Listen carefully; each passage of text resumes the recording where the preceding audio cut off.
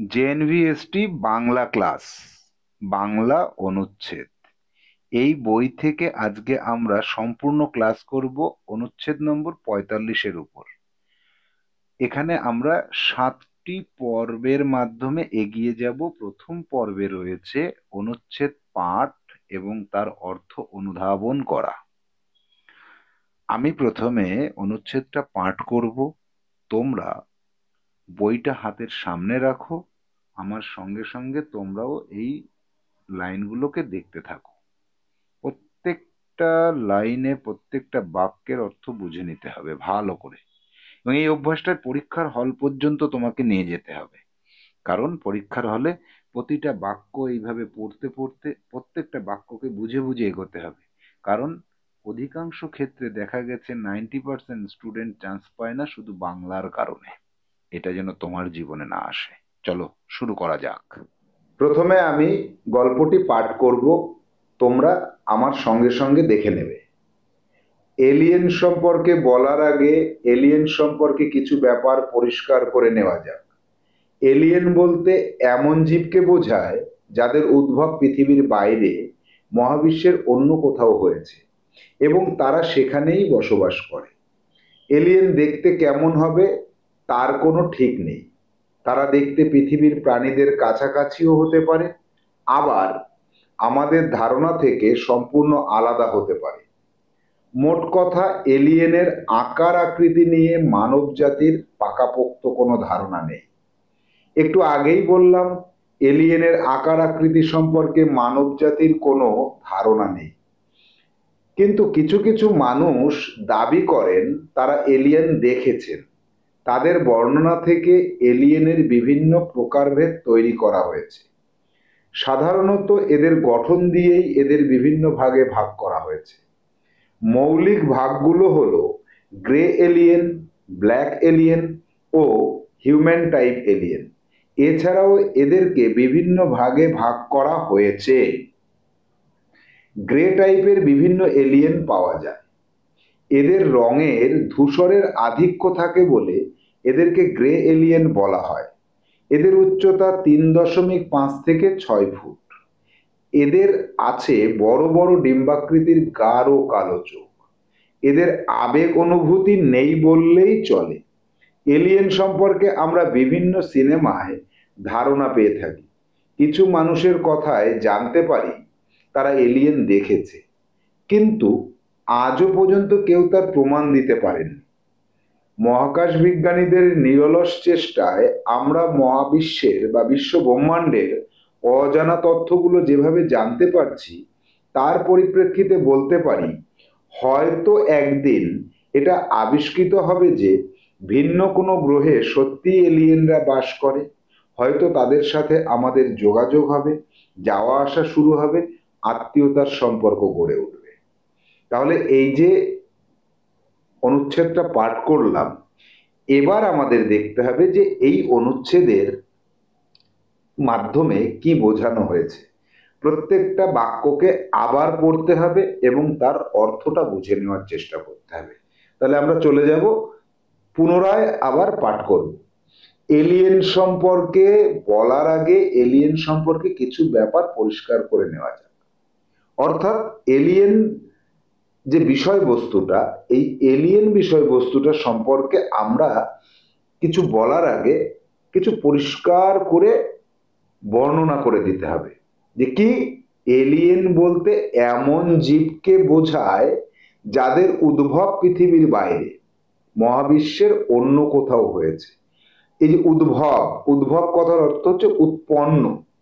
তাদের উৎপত্তি হয়েছে পৃথিবীতে নয়, পৃথিবীর বাইরে। পৃথিবীর বাইরে মহাবিশ্ব আছে, যেখানে হাজার হাজার লক্ষ লক্ষ বিলিয়ন বিলিয়ন গ্রহ, উপগ্রহ, নক্ষত্র এরা বিরাজ করছে। সেই রকম কোনো একটা নক্ষত্রের কোনো গ্রহে হয়তো এদের উদ্ভব হয়েছে বা এরা উৎপন্ন হয়েছে। এবার তারা সেখানেই বাস করে, তারা কিন্তু পৃথিবীতে আসে না। আমরা তাদেরকে পৃথিবীতে আসতে দেখিনি। আমরা যেটুকু সিনেমার মাধ্যমে দেখেছি সেটা হচ্ছে আমাদের একটা কল্পনার বিষয়বস্তু। যেমন আমির খানের পিকে, ঋত্বিক রোশনের কোই মিল গয়া, এখানে আমরা যে দেখেছি এলিয়েনদের, তারা হচ্ছে আমাদের কল্পনা প্রসূত। এলিয়েন দেখতে কেমন হবে তার কোনো ঠিক নেই। এলিয়েন যে দেখতে ঋত্বিক রোশনের যে কোই মিল গয়াতে ধূপ সেরকম হবে, না এলিয়েনটা যে গাড়িতে আসে পিকে সিনেমার আমির খানের যে একটা মহাকাশযান দেখেছি সেরকম হবে, আমরা জানি না। এলিয়েন দেখতে কেমন হবে তা আমরা যেহেতু দেখিনি তাদের, তাদের আকার আকৃতি সম্পর্কে কোনো ধারণা নেই। তারা দেখতে পৃথিবীর প্রাণীদের কাছাকাছিও হতে পারে, আবার আমাদের ধারণা থেকে সম্পূর্ণ আলাদা হতে পারে। এরকম হতে পারে যে তারা মানুষের মতো দেখতে, তারা কোনো প্রাণীর মতো দেখতে, বাঘের মতো সিংহের মতো দেখতে হতে পারে, বা আমরা মানে ভাবিই নি এরকমও হতে পারে।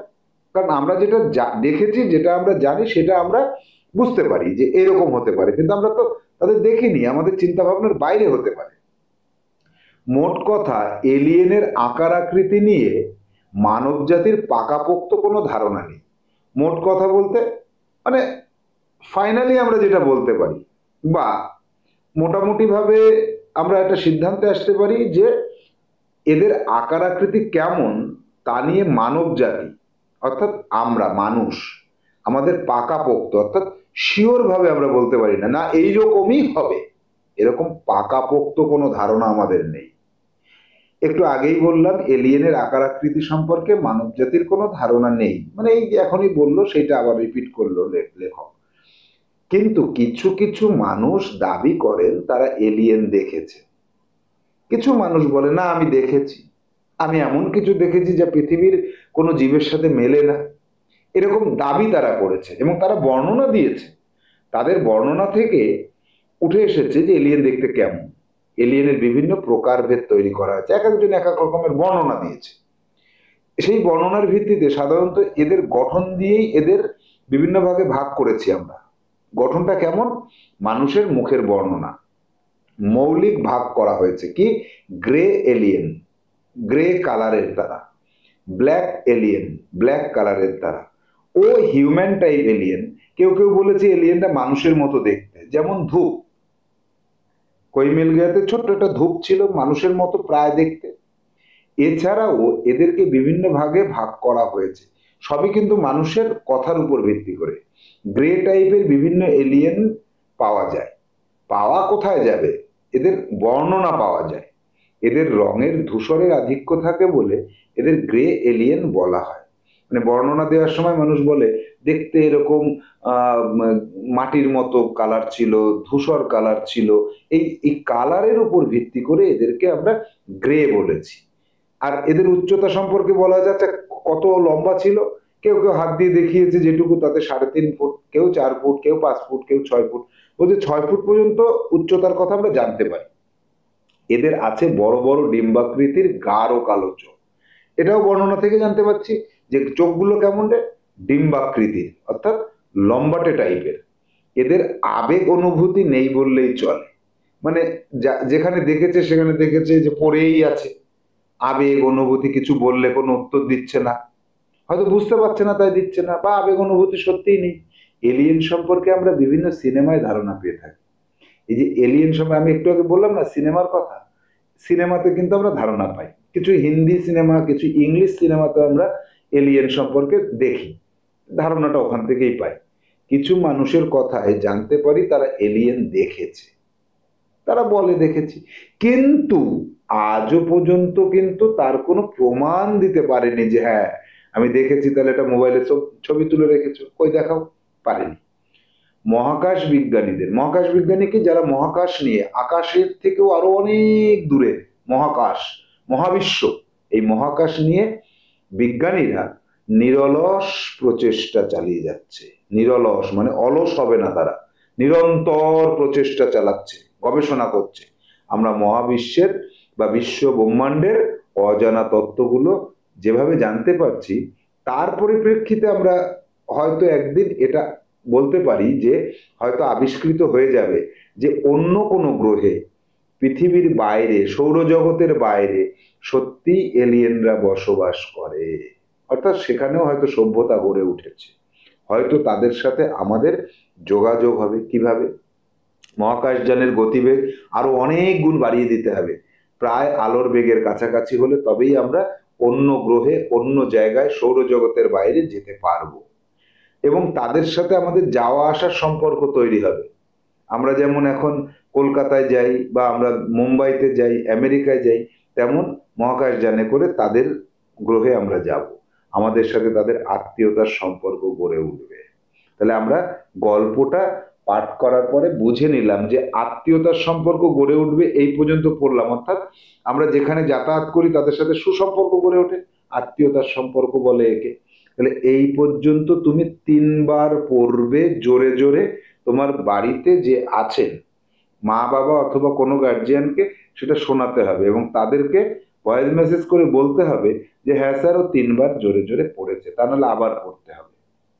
তাহলে আমরা গল্প পাঠ এবং তার অর্থটাকে অনুধাবন করলাম পর্ব নাম্বার 1-এ। যাব পর্ব নাম্বার 2-তে, অর্থাৎ শব্দার্থগুলিকে মুখস্থ করতে হবে। এখানে একটা লিস্ট তৈরি করা আছে শব্দের, সেই লিস্টে অর্থটাকে আমি লিখে দেব, তোমরা খাতাতে নোট করে নেবে। এলিয়েন অর্থাৎ ভিন্ন গ্রহে, ভিন্ন গ্রহের জীব, তাকে এলিয়েন বলা হয়। উদ্ভব অর্থাৎ উৎপত্তি, উৎপত্তিকে উদ্ভব বলে। মহাবিশ্ব পৃথিবী ও সৌরজগৎ সহ অগণিত অগণিত গ্রহ, নক্ষত্র রাজি একত্রে, একত্রে কথাটাও দিয়ে দাও, একত্রে, একে মহাবিশ্ব বলা হয়। পাকাপোক্ত ধারণা, এই কথার অর্থ কি? এই কথার অর্থ হচ্ছে সুস্পষ্ট, সুস্পষ্ট ধারণা, একেই বলা হয় পাকাপোক্ত ধারণা। প্রকারভেদ, রকম, রকম, মহাকাশ,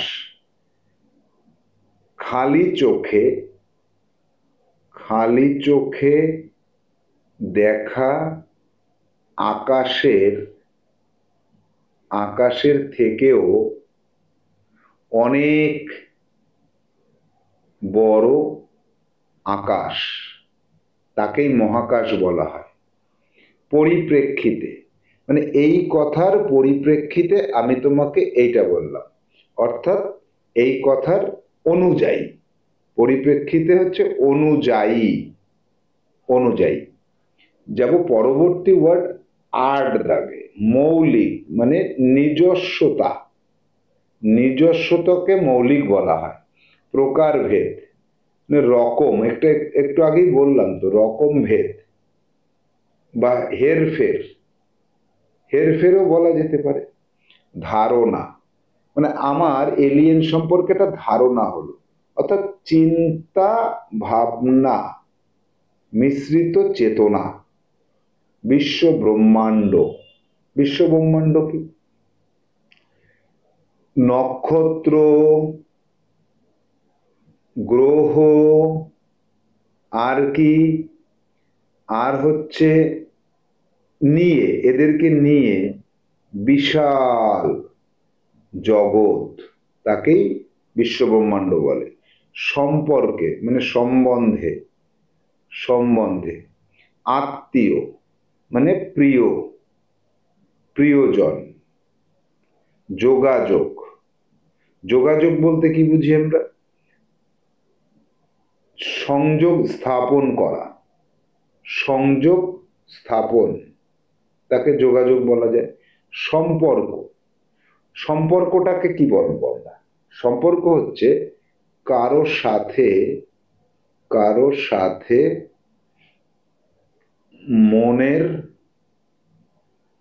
মিল অথবা অমিল, এই দুটো মিলিয়ে সম্পর্ক তৈরি হয়। তাহলে 15টা শব্দের অর্থ আমরা যেটা জানলাম, এটাকে খাতায়, খাতায় লিখবে, লিখবে এবং মুখস্থ করবে, মুখস্থ করে রাখতে হবে। এটা তোমার HW থাকলো। যাব আমরা পরবর্তী পর্ব, পর্ব নাম্বার 3-এ। দেখো তিনে কি আছে? তিনে আছে বিপরীত শব্দগুলিকে মুখস্থ কর। এখানে একটা লিস্ট করে দিচ্ছি, খাতায় লেখো। পরিষ্কার, অপরিষ্কার, এটা অযোগ করলে হয়ে যায়। কাছাকাছি, দূরের, পাকাপোক্ত, হালকা ভাবে। পাকাপোক্ত ধারণা, হালকা একটা ধারণা। ধারণা মানে কোনো বিষয়ে জানা, অজানা, অজানা। প্রকারভেদ, নানান রকমের প্রকার থাকলে প্রকারভেদ বলে। আর একটি মাত্র, এর বিপরীত হচ্ছে একটি মাত্র। মৌলিক মানে নিজস্বতা। আর একটা কি? উপরিগত, উপরিগত, এর বিপরীত উপরিগত বলা যায়। আধিক্য, আধিক্য একক, এর বিপরীতে একক বলতে পারি আমরা। যাব পরবর্তী 8 দাগে। 8 দাগে কি আছে? আবেগ, আবেগহীন। যেখানে আবেগ থাকে না তাকে আবেগহীন বলা হয়। অনুভূতি, এটাও তাই, অনুভূতি যখন থাকে না তাকে অনুভূতিহীন বলা হয়, অনুভূতিহীন।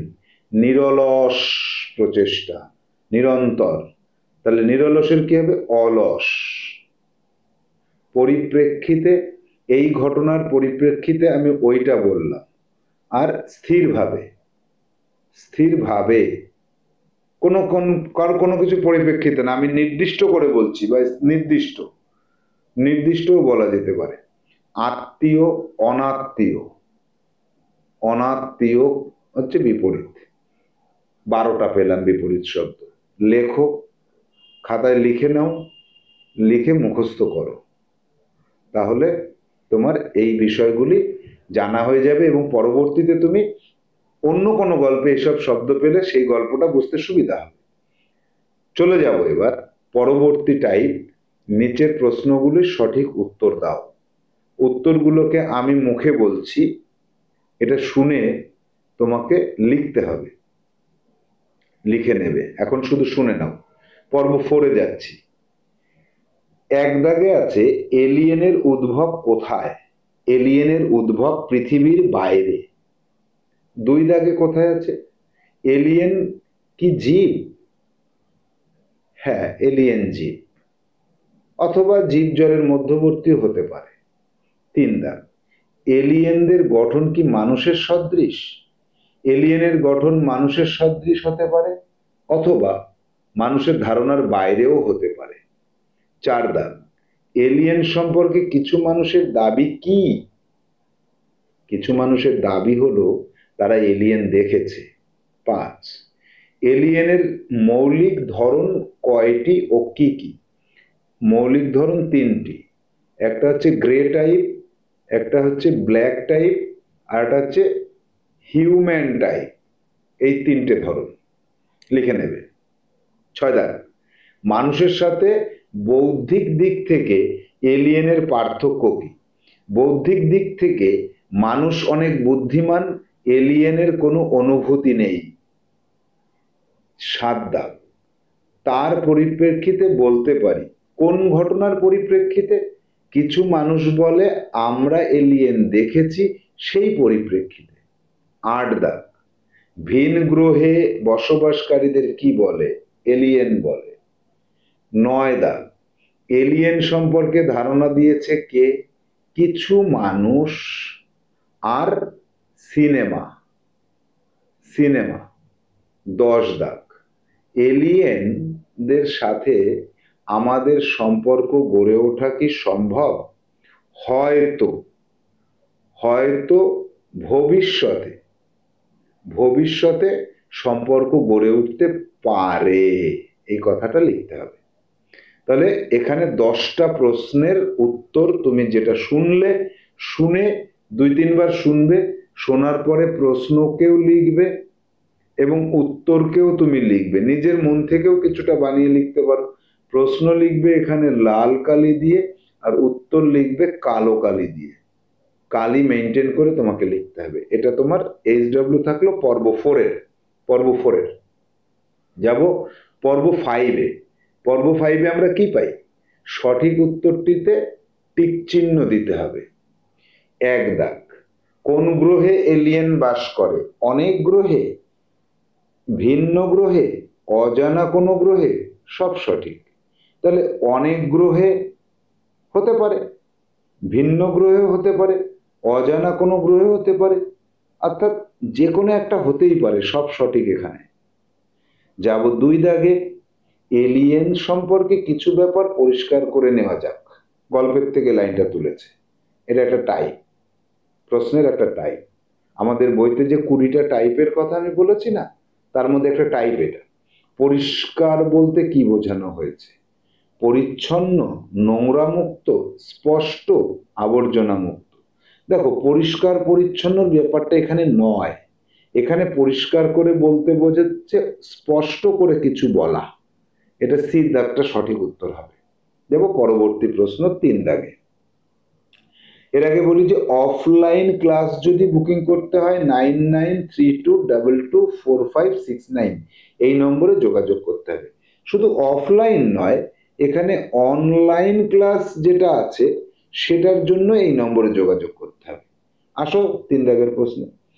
কোন প্রকার এলিয়েনের উচ্চতা 6 ফুট পর্যন্ত হতে পারে? গ্রে এলিয়েনের। একদম হুবহু এইটাই আমরা গল্পে পেয়েছি। এটা হচ্ছে সব থেকে সহজ টাইপের প্রশ্ন। 4 দাগ। এলিয়েনের বিভিন্ন প্রকারভেদ সম্পর্কে ধারণা কোথা থেকে আসে? মহাকাশ থেকে, কিছু ব্যক্তির বর্ণনা থেকে, বিজ্ঞানীদের থেকে, গবেষণা থেকে? আমরা জেনেছি গল্প অনুসারে যে কিছু মানুষের বর্ণনা থেকে আমরা এটা জানতে পারি। 5 দাগ। আবেগ এবং অনুভূতি না থাকার জন্য এলিয়েনকে কি বলা চলে না? মানুষ বলা চলে না, জন্তু বলা চলে না, প্রাণী বলা চলে না, জীব বলা চলে না। সব জীবের তো আর অনুভূতি থাকে না, থাকে শুধু মানুষের। তাহলে এদেরকে আমরা মানুষ কিন্তু বলতে পারছি না। 6 দাগ। পাকাপোক্ত ধারণা এই কথাটির বিপরীতার্থ কোনটি? পাকাপোক্ত মানে জোরালো, এটা বিপরীত না। স্পষ্ট ধারণা, এটাও বিপরীত না। সম্পূর্ণ, এটাও বিপরীত না। পাকাপোক্ত কথার 3টে অর্থ এখানে পেয়েছি, শুধু সি অপশনটাতে বলছে অস্পষ্ট, এটা বিপরীত শব্দ হয়ে গেল। যাব 7 দাগে। কোনো বিষয় অনুভব করার ক্ষমতাকে কি বলে চিহ্নিত করা হয়েছে? এলিয়েন না, অনুমেয় না, অনুমান না, এই গল্পে অনুভূতি বলেছে, অনুভূতি করা বলা হয়েছে। তাহলে এখানে ডি হবে সঠিক উত্তর। 8 দাগ। এলিয়েনের একটি বিশেষ বৈশিষ্ট্য কোনটি? এরা জীব, জড়, অপদার্থের মধ্যবর্তী। অপদার্থ আবার কি জিনিস? এরা প্রাণহীন না, এরা 3 প্রকারের, এদের উৎপত্তি পৃথিবীর বাইরে। তাহলে এলিয়েনের একটি বৈশিষ্ট্যর কথা বলা হয়েছে। বৈশিষ্ট্য বলতে কোনটা? এই বৈশিষ্ট্য এরা 3 প্রকারের, এইটাই হচ্ছে এখানকার আমরা গল্প অনুযায়ী বৈশিষ্ট্য পেয়েছি। 9 দাগে। বিশ্ব ব্রহ্মাণ্ড বলতে বোঝানো হচ্ছে ড্যাশ? সমগ্র পৃথিবীকে, পৃথিবী সহ গোটা বিশ্বজগৎকে, সৌরজগৎকে, কয়েকটি গ্রহকে? না, কয়েকটি গ্রহও না, সৌরজগতও না, পৃথিবী সহ গোটা বিশ্বজগৎকে বলা হয় বিশ্ব ব্রহ্মাণ্ড। যাব 10 দাগে। বই সংগ্রহ করে পাশ করার জন্য 9932224569 এই নম্বরে যোগাযোগ করতে বলা হচ্ছে। এলিয়েন সম্পর্কে আমাদের ধারণা কতটা সঠিক? সঠিক ধারণা নেই। এরা 3 প্রকার, এরা বিভিন্ন আকৃতির, এদের উচ্চতা 6 ফুট, এগুলো সবই অনুমান, তাই সঠিক কোনো ধারণা নেই, এটাই কিন্তু সঠিক উত্তর। তাহলে পর্ব নাম্বার 5 আমরা শেষ করলাম। যাব পর্ব 6-এ। পর্ব 6-এ আমরা কি পেয়েছি? পথ চিহ্নিত করা এবং তার পরিবর্তন করা। 1 থেকে 44 পর্যন্ত অনুচ্ছেদে আমরা এই পর্ব 6 মানে কোনোদিনই পাইনি, আজকে প্রথম পেলাম, অর্থাৎ বইয়ের মধ্যে আমরা এটাকে পেলাম। দেখো এখানে কি বলছে? 10টা পদকে চিহ্নিত করতে বলছে, অলরেডি করে দিয়েছে। এলিয়েন বিশেষ্য পদ, পৃথিবী বিশেষ্য পদ। এলিয়েনের কোনো তো পদ পরিবর্তন করা যাচ্ছে না, কিন্তু পৃথিবীর পদ পরিবর্তন করা যায়, পার্থিব বিশেষণ পদ। মহাবিশ্ব বিশেষ্য পদ, মহাবৈশ্বিক বিশেষণ পদ, পাকাপোক্ত বিশেষণ পদ। এর কোনো বিশেষ্য রূপ আমি পাচ্ছি না। তাই পরিবর্তনও করছি না। 5 দাগ মৌলিক বিশেষণ পদ, মৌলিকত্ব এটা বিশেষ্য পদ, তাহলে এর পরিবর্তন করা গেল। প্রমাণ বিশেষ্য পদ, প্রামাণ্য বিশেষণ পদ। ডিম বিশেষ্য পদ, ডিম্বাকৃতি বিশেষণ পদ। বসবাস করে ক্রিয়াপদ, এর কোনো পদ পরিবর্তন হবে না। গড়ে উঠবে এটাও ক্রিয়াপদ, এর কোনো পরিবর্তন হবে না। 10 দাগ আবিষ্কার বিশেষ্য পদ, আবিষ্কৃত বিশেষণ পদ। তাহলে পদের চিহ্নিতকরণটা কিন্তু আমাদের সব থেকে বেশি গুরুত্বপূর্ণ বিষয়। পদটাকে চিনতে হবে প্রথমে, এ কটাকে মুখস্থ করে ফেলবে একদম, এ কটা মুখস্থ করবে।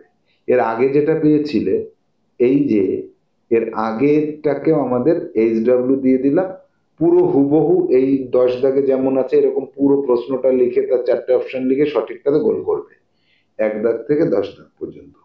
আর এখানে পদ চিহ্নিত করবে এবং তার পরিবর্তন করবে, সেটাকে খাতায় লিখে মুখস্থ করবে।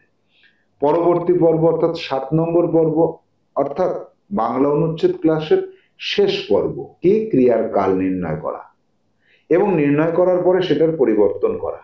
দেখো 1-এর এ, এখানে এ বি সি তিনটে থাকবে। এ কি হবে, এ গল্পের থেকে নিয়ে আসবো, পরিষ্কার করে নেওয়া যাক, এটা বর্তমান কাল। এবারে অন্য দুটো কালে নেব, বিতে এবং সিতে। বিতে পরিষ্কার করে নেওয়া যেত অতীতকাল, যেত আগে, পরিষ্কার করে নেওয়া হবে ভবিষ্যৎকাল, পরবর্তীতে হবে। 2 দাগে তার কোনো ঠিক নেই, বর্তমান, তার কোনো ঠিক ছিল না অতীত, তার কোনো ঠিক থাকবে না ভবিষ্যৎ। তাহলে থাকবে না পরে হবে, ছিল না আগে অতীত, পরে হলে ভবিষ্যৎ। 3 দাগে কি আছে, একটু আগেই বললাম, মানে একটু আগে যেটা বললাম সেটা তো অতীত হয়ে গেল, এখন বলছি বর্তমান, একটু পরে বলবো ভবিষ্যৎ। 4-এ কেউ তার প্রমাণ দিতে পারেনি, এটা ঘটনাটা তো আগে ঘটে গেছে, কেউ প্রমাণ দিতে পারেনি অতীতকাল, কেউ তার প্রমাণ দিতে পারে না এটা বর্তমান, বর্তমানে পারে না। যাব সি দাগে, কেউ তার প্রমাণ দিতে পারবে না, ভবিষ্যতে পারবে না, তাই এটা ভবিষ্যৎকাল। 5-এর এ, তারা এলিয়েন দেখেছে, অতীতে দেখেছে। আর বর্তমানে কি হবে, তারা এলিয়েন দেখে। আর ভবিষ্যৎকালে গিয়ে কি হবে, তারা এলিয়েন দেখবে। যাব পরবর্তী দাগ নম্বরে 6 দাগে, কিছু মানুষ দাবি করেন, বর্তমানে দাবি করেন, আর অতীতে হলে কি হচ্ছে, দাবি করতেন। কিছু মানুষ দাবি করতেন, এখনো করেনি, ভবিষ্যতে গিয়ে করবে, তাহলে কিছু মানুষ দাবি করবেন ভবিষ্যৎ। 7-এর এ, তথ্যগুলো যেভাবে জানতে পারছি, এখন জানতে পারছি তাই বর্তমানকাল, তথ্যগুলো যেভাবে জানতে পারছিলাম অতীতে পারছিলাম তাই অতীতকাল, আর এখনো যদি জানতে না পারি ভবিষ্যতে জানবো, তাহলে তথ্যগুলো যেভাবে জানতে পারবো ভবিষ্যৎকাল। 8-এর এ, একদিন এটা আবিষ্কৃত হবে ভবিষ্যৎকাল, এখনো হয়নি ভবিষ্যতে হবে। আর যদি বর্তমানে বলি, এটা আবিষ্কৃত হয় বর্তমান। একদিন এটা আবিষ্কৃত হয়েছিল, আগে ঘটে গেছে তাই অতীতকাল। 9-এর এ, আত্মীয়তার সম্পর্ক গড়ে উঠবে, এখনো তো ওঠেনি, ভবিষ্যতে উঠবে তাই ভবিষ্যৎকাল। আত্মীয়তার সম্পর্ক গড়ে ওঠে, এই ওঠে বিষয়টা বর্তমানে, তাই এটা বর্তমানকাল। সিদাকে আত্মীয়তার সম্পর্ক গড়ে উঠেছিল, এই উঠেছিল মানে হয়ে গেছে সে কাজটা, অতীত। 10-এর এ, নেই বললেই চলে, মানে এখন নেই চলে বর্তমান, আর নেই বললেই চলতো আগে অতীত, নেই বললেই চলবে ভবিষ্যৎ। তাহলে এখানে আমরা 1 দাগ থেকে 10 দাগ পর্যন্ত এ বি সি দিয়ে পরপর করে যে বাক্যগুলোকে পেলাম এগুলোকে তুমি খাতায় খাতায় লিখে নাও, লিখে বারবার পড়বে, বারবার বারবার পড়ে নেবে, পরবর্তীতে নিজের তৈরি করতে হবে। তাহলে টোটাল যে ক্লাসে আমরা একদম 1 নম্বর পর্ব থেকে 7 নম্বর পর্ব পর্যন্ত যতগুলো বাড়ির কাজ দেওয়া হলো HW, সব কমপ্লিট করে রাখবে, কালই মেনটেন করে রাখবে, যখন জমা দিতে বলা হবে তখন জমা দেবে। আজকের মতো ক্লাস শেষ করছি, ভালো থাকো, সুস্থ থাকো, পরবর্তী ক্লাসে আবার দেখা হবে, টাটা।